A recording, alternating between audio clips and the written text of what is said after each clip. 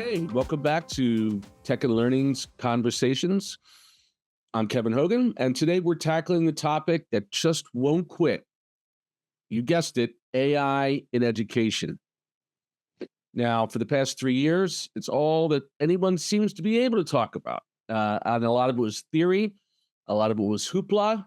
But now we're kind of getting to the point where we have some real data that looks at the actual usage of this stuff in schools by both kids, by teachers, as well as administrators. The College Board released a recent survey showing that 84% of high school students are already using generative AI for schoolwork. So now it's time to get into some real questions. How do we teach students to use this stuff well?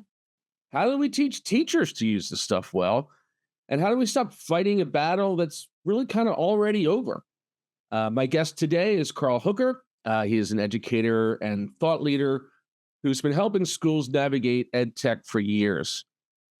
And Carl's has a pretty clear perspective on this, that blocking AI is like banning phones from 18-year-olds and then expecting them to magically know how to use them responsibly when they graduate. It just doesn't happen that way.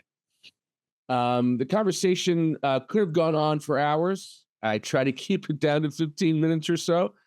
We avoided talking about the Eagles and other sundry subjects that we are wont to do, and kind of kept it right with the tech and the learning. So click through and hope you enjoyed this conversation.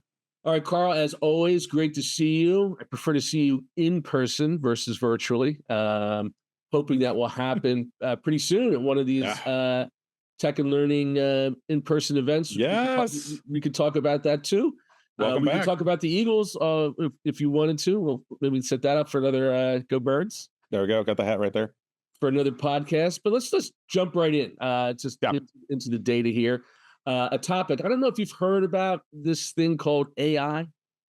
Tell me more. It's all the rage. I think I said A1 or is it AI? AI. Oh, it's too late. That joke is too old. A1, exactly right. Yeah. Secretary of Education.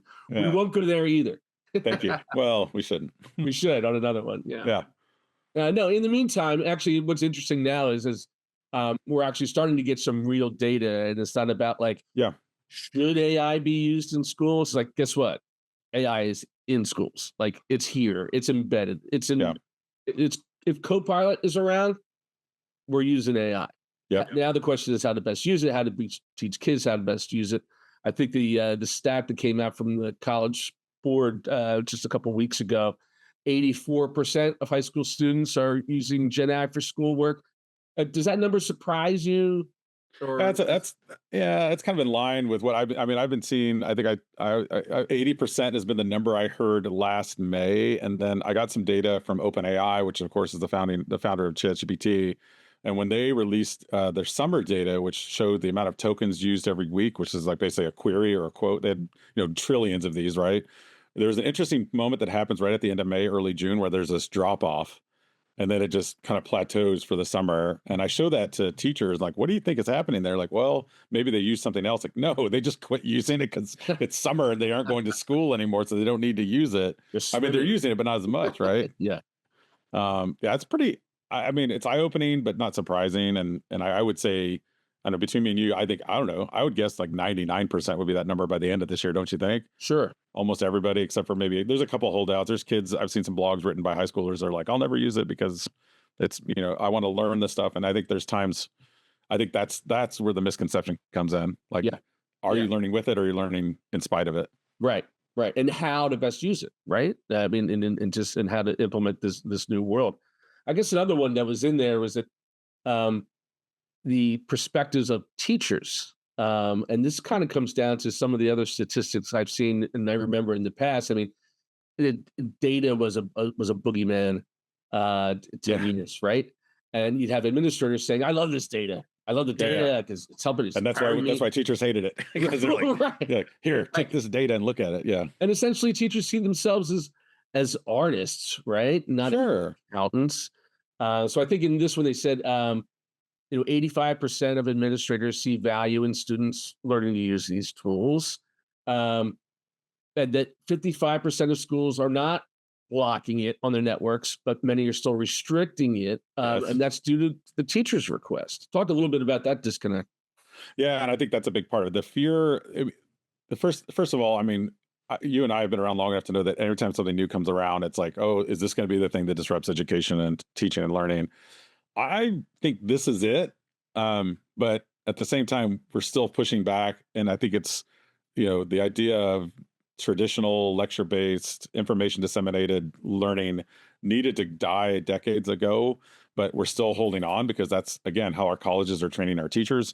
And so I think that's why you have that pushback from teachers still. And most of the teachers I work with have the same response. When I talk to them originally, you'll see them. I'll go into the crowd, and there'll be a couple hundred people in the crowd, and there'll be three or four with their arms folded, their lips pursed, just like, nope, not going to listen to a word this guy says. And then by the end, usually those are the ones that I love when they come up to me and say, hey, listen, I had a fear-based approach to this, and I realize now that I need to be on board with it. Not because I have to, but because it's the right thing to do. Because honestly, we have to teach the kids the right way to use it. And I think if you block it, when are we going to do that? It's like banning phones, which could be a whole nother podcast you and I could have too. Like, you're going to ban it from an 18-year-old using their phone, and then they go off to life. Anyway, same thing with AI. It's like, you've got to at some point scaffold that. And because this all happened at the same time across the entire country, that means every 5-year-old, every 10-year-old, every adult, we've all getting it at the same time. We're all still figuring it out. Yeah. And I guess that comes to like a top down versus bottoms up approach to where we see innovation happen using Yeah. tools, right? So, 15,000 or so school districts, Yeah. 15,000 or so different policies on how to use technologies and acceptable use policies and things like that. 50 Where do you states, 51 with the DC. I mean, all of those also have their own things that you have to kind of follow now. Go ahead. I'm yeah, sorry, I didn't mean to rip you. Go ahead. no, not at all. But so the question is like, where is that innovation going to come from? It's not going to come from a district's new policy, or is it? Or is it going to come from the teachers kind of coming around to the idea of this and starting to come up with strategies where it's then a bottoms up, and then you develop policies around what your teachers are doing? Yeah, I think innovation tends to happen in the dark alleys behind the wall where the policy is posted, right? Because it's like, here's this piece of paper that you have to implement. The truth is, my classroom looks a lot different. So when I close the door, I mean, I definitely think guidelines are the better way to go anyway with any AI stuff. I know that schools need to have policies, and that's part of it. And I think I understand that there needs to be an umbrella, kind of a safety legal thing. But I think you have to create a space where you can have those innovators. Some schools are doing it right. I think they're figuring out ways like, okay, we have these high flying teachers that are willing to try stuff. We're going to put them in their own kind of OU. They're going to be kind of on their own little server. I mean, that takes a lot of work and a lot of technical know-how. And then say, you can go ahead and try and test this stuff out. And oh, by the way, there's some students too. You guys can also, because you've shown that you can handle it. It's like, a driver's license, you know how to drive a car. So we're going to let you a little more access to the roads now. But again, that takes work, forethought. And I think that because of schools and the tightening of budgets and everything else, it's more like, well, let's lock it first and then maybe allow one or two things.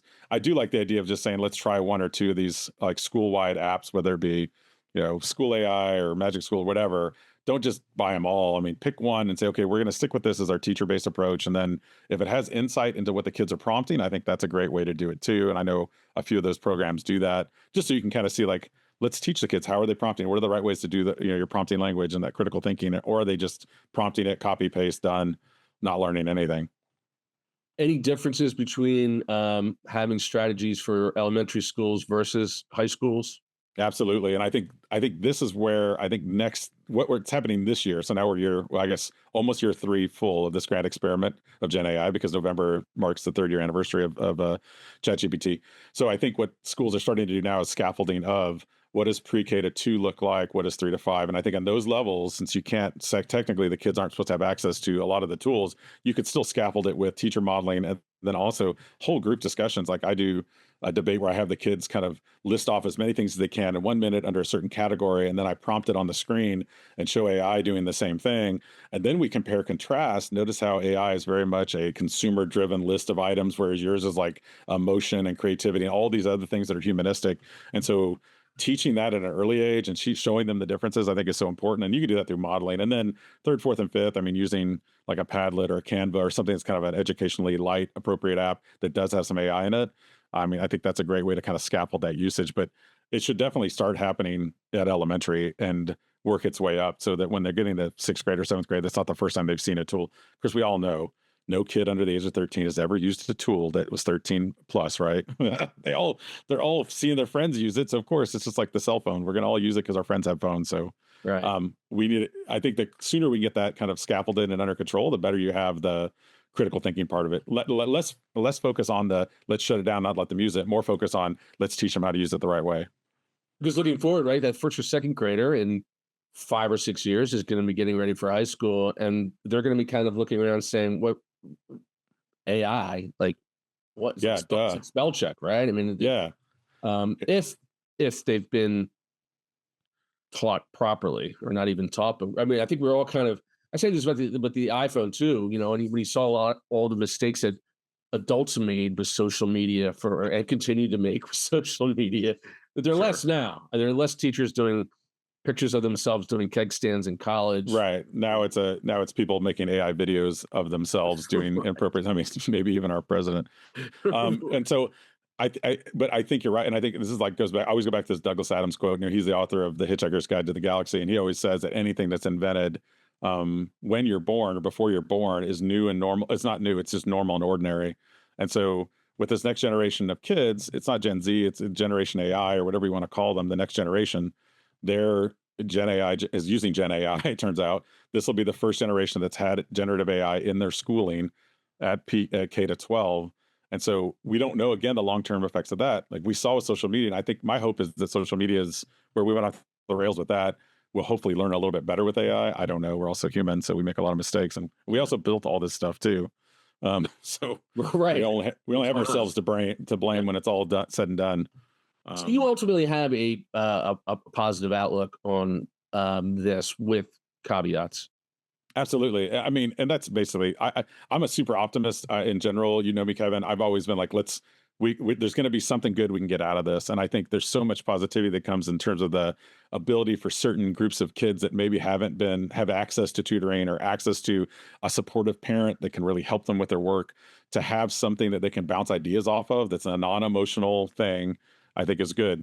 The bad of that is you also have the kid that's using it as a counselor that may tell them advice that's erroneous, or in the case we had this summer, there was the kid who committed suicide because ChatGPT basically told him to. And so you've got, again, with anything else, there's so much, the human in the loop is such an important part of this. And I think I'm hopeful as long as we're doing that part of it and we're keeping the humanity in check and like saying, hey, this is still the most important thing, then I think, yes, it opens up a wealth of possibilities, especially with personalized learning, which, again, another phrase we've bandied about for 3 decades in education that I've never really achieved. But maybe with AI, we get close. Yeah. No, I knew the toughest part of this conversation would be to end it. We could go on for a while here, but To be to continued, dot, dot, dot. Yes. yeah.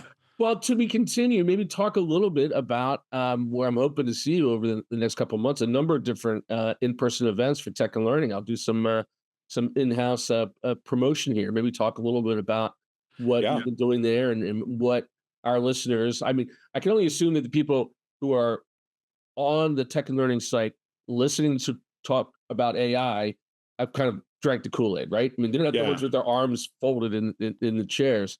But talk a little bit about what you're doing in person that may be helping those people go back to their schools and spread the love. Yeah, we do a couple different things. So during the summits, those tech and learning leadership summits, um, we fold in AI as part of the problem solving. So in the past, we would get all these thought leaders together, 50, 60, 70 folks together. What are the big problems we're facing in education? So AI could be one problem. But let's say we're also facing an engagement issue in schools, an attendance issue in schools, a teacher shortage, a teacher burnout. So let's put all that in and let's use AI and our own problem solving to come up with solutions to these problems. And so in a short amount of time, and we only have a day together, but with a mix of human presentation, human interaction, and human discussion, along with AI to kind of help kind of formulate sort of a plan and idea, we take plan to action. So by the end of the day, we each group kind of presents kind of a say, hey, here's an idea or solution for one small thing. But if we could fix this one small thing, how it could maybe change to make school better for kids. And so I like it for that. It's very much focused on the technology side, of course, just tech and learning. So a lot of ed tech leaders and CTOs are in the room. So a lot of them know tools that I've never I mean, I always learned napkin AI last time. I was like, oh, use napkin AI. I'm like, you're making this up. Oh, it's a real tool that actually shows really cool graphics and you can make it design logos and stuff. So, it's not about the tools. It's, again, going back to humanity. And I do think when you have this much thought leadership in a room, like, it would be wasted to just say, everyone go do your own thing. No, let's get together. Let's solve our biggest problems in education. And the great thing is, or the bad thing is, there's always problems to solve in education, right? So every time we get together, it's a new thing. So the next one's coming up in Chicago in a couple of weeks. And then I think we're doing before an ice skate. And then we have our innovation summit in New York City in early December. So if you're listening to this now, those are probably maybe booked, but there'll be 6 more in the spring and the fall of next year too, including here in my hometown of Austin. Always excited. Hope to get you back here, man. I haven't seen you back in Austin in a long time. No, it's been a minute. So Yep. well, I'm looking forward to that. Hopefully I can convince the powers that be to get me down there. But I think you'll see me in New York anyway. Yay. All right. Well, thanks again for your time and your insights, Carl. As always, I think really provocative, but also ultimately optimistic. And we'll keep talking about it. Much like this jacket, it's provocative yet Yes. optimistic. Yes, you're consistent in your styles. Thanks, Kevin. All right, man. Until next time. And as always, great speaking with Carl Hooker on technology and education, and specifically the acronym du jour AI. Carl, always provocative, yet also optimistic. One of the things that really struck me in this conversation is when he mentioned that innovation happens in the dark alleys behind the wall where the policy is posted. And that's really true, right? I mean, teachers should experiment. Students are definitely going to experiment, whether you want them to or not. So we can either pretend that's not happening and write restrictive policies, or we can create spaces for that innovation to happen and help guide it in productive directions, and ultimately help everyone figure out these next great tools. And yes, there are real risks. The cases Carl mentioned where AI has given students harmful advice, those are serious and scary. And that's exactly why we need the human in the loop. That's why teachers are more important than ever, not less important because of AI. So if you want to hear more from Carl and join these problem-solving sessions, he mentioned that he'll be at several Tech and Learning Leadership Summits over the next few weeks. Check out the links in our show notes. They're doing some really innovative, creative work, bringing educators together to tackle challenges like these collaboratively. And if this episode made you feel different about AI in your classroom or your district, share it with your colleagues. And I hope you subscribe so you don't miss future conversations about the biggest challenges facing education today. Once again, I'm Kevin Hogan. I'm glad you joined me, and I'll catch you on the next episode of Tech and Learning Conversations.